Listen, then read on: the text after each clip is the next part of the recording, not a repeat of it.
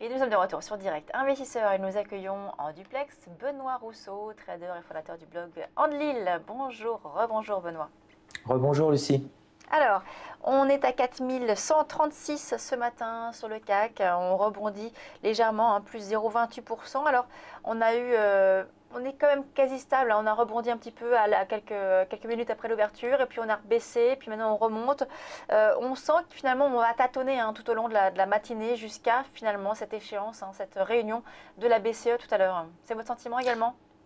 Ah, c'est exactement ça. Là, on tâtonne, comme vous dites, on est vraiment dans l'attente, on ronge son frein. Donc on a effectivement à l'ouverture, on a eu une belle accélération et on a été stoppé pile sur le point pivot journalier, à 4167. On l'a touché, on s'est mis à refluer. Là, on vient de repartir un peu à la hausse.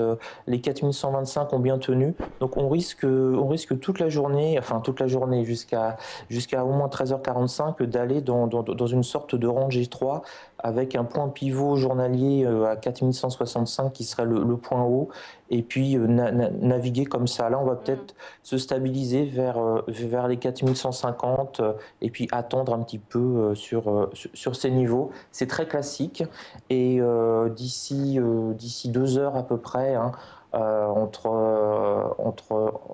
13h30 et 13h45, avant l'annonce de la BCE, même si on n'attend rien, les carnets d'ordre vont se vider. On va avoir des bougies erratiques qui vont arriver d'un seul coup de 5-6 points sur le CAC 40, c'est beaucoup. En quelques secondes, sans aucune raison en fait, si ce n'est que les carnets d'ordre se vident petit à petit et qu'il suffit qu'il y ait une grosse main qui lance 20, 30, 40 ou 50 lots sur le CAC 40 pour à lui tout seul faire bondir ou descendre de 5-6 points. Donc c'est des zones en fait à haut risque. Ouais, donc on va surveiller ces niveaux. Mais alors, quelle stratégie allez-vous adopter en tout cas aujourd'hui, en tout cas ce matin, avant la réunion de la BCE? Alors la stratégie ce matin, j'ai essayé de faire le plus rapidement possible mon minima journalier. J'essaye de gagner sur le DAX 20 points par jour au minimum. Donc je vais vous montrer les résultats du jour. Donc j'ai pu faire 20-26 points sur le DAX aujourd'hui avec donc 7 trades seulement. Donc vous voyez, j'ai très peu d'activité. Pour moi, cette trade, je les ai fait entre 9h03 et 9h09. J'ai fait ça pour les 10 premières minutes d'ouverture. Et quand j'ai fait mon minima, j'ai arrêté parce que c'est vraiment des journées extrêmement piégeuses. J'ai eu une bonne semaine en termes de résultats. Aujourd'hui, enfin cette semaine, je vais vous montrer là un peu la semaine. Voilà, ça c'est ce que j'ai fait cette semaine, donc depuis lundi. Donc la courbe est plutôt sympathique. Sympathique là, le gros up qu'il y a eu, ça a été hier soir sur le Dow Jones 30. Quand il s'est mis à rebondir, il a rebondi de plus de 300 points. Donc j'ai suivi sur le DAX à ce moment-là pour essayer de profiter de l'effet rebond. Donc c'est un peu ça que je vais essayer de sauvegarder parce que les journées de BCE, c'est extrêmement compliqué.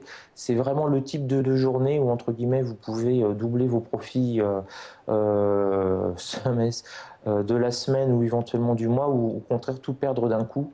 Donc là, je suis en mode j'assure, prudence absolue. La semaine est faite, donc ça sert à rien de prendre du sur-risque en fait qui va donner peut-être des gains, mais c'est des gains qui sont pris, j'allais dire, en prenant plus de risques que d'habitude. Donc c'est un peu de la mauvaise gestion. Donc là, j'ai fait mon minima journalier, j'attends 14h30 et les effets du discours avant de Ouais. revenir à nouveau sur les marchés. Alors pour ceux qui n'auraient pas comme vous fait leur journée ce matin, qui ont envie de se positionner donc quand même sur les marchés avant Mario Draghi, qu'est-ce que vous leur conseilleriez? Alors, sur le CAC 40, rapidement, là, on avait une opportunité qui était assez sympathique. C'était le rebond sur les 4125. Je viens de vous dire il y a 2-3 minutes qu'on allait sur les 4150. On y arrive. Donc, essayez de se mettre à acheter sur des rebonds, sur des niveaux symboliques, hein. Donc on a les 4100 sur le CAC 40, les 4125. Alors c'est un petit peu plus lisible en fait sur le DAX 30, la jumelle DAX 30. Vous voyez, on a un petit peu le même profil, hein. On a échoué à 9h15, 9h20 exactement sur le point pivot journalier avant de redescendre. Donc c'est des marchés qui sont très algorithmiques, hein. Vous voyez, 9h, on monte non-stop, on arrive sur un point pivot, on cale, on se remet à descendre en ligne droite aussi. On revient à nouveau sur une zone intéressante pour de rebond. Là, c'était les 9350. Tous les 50 points, c'est intéressant, hein, sur le DAX pour tenter des rebonds. Les 9003, 9250, 9350, les 9004. Si on retourne sur les 9004, là, il y aura une petite opération à faire en scalping rapide, c'est-à-dire essayer d'acheter légèrement sous 9004 vers 9397 et voir si on ne retourne pas vers vers la S2 mensuelle. Donc c'est vraiment du trading un peu particulier, c'est les jours de BCE, un trading algorithmique, on se met à monter, on arrive sur une résistance, boum, on rebaisse et c'est vraiment de la ligne droite. Donc il faut vraiment réussir à capter le moment où on a une inversion de polarité, où ça repart dans l'autre sens. Donc l'idéal, c'est de se mettre, enfin l'idéal, ça fonctionne bien, c'est se mettre en 5 minutes par exemple, en bougie 5 minutes. Là, on le voit très bien sur le DAX. On a, à partir de 8h40, on a une succession de bougies vertes. On a échoué sur le point pivot journalier. Et puis, on a eu une première bougie rouge en 5 minutes. Donc ça peut être un signal sur ce type de journée uniquement de retournement. Et ensuite, on a effectivement enchaîné des bougies rouges. Et ne surtout pas rentrer sur le marché à l'achat tant qu'on n'a pas à nouveau au moins une belle bougie verte en création. Donc là, on Pour pouvait à nouveau terminer, rentrer Benoît, sur le marché. Pour terminer, Oui, Benoît, il nous reste quelques secondes. pardon. Que conseillez-vous justement là, dans l'attente de la BCE? Quels vont être les signaux à surveiller pour revenir sur les marchés tout à l'heure?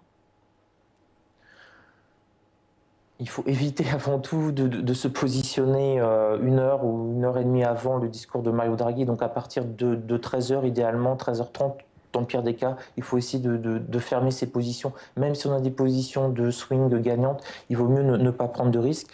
Les signaux pour rentrer sur le marché, ça va être justement ces retours sur des niveaux symboliques. Là, on commence à s'en rapprocher sur le CAC 40. Je regarde rapidement où on en est sur le DAX.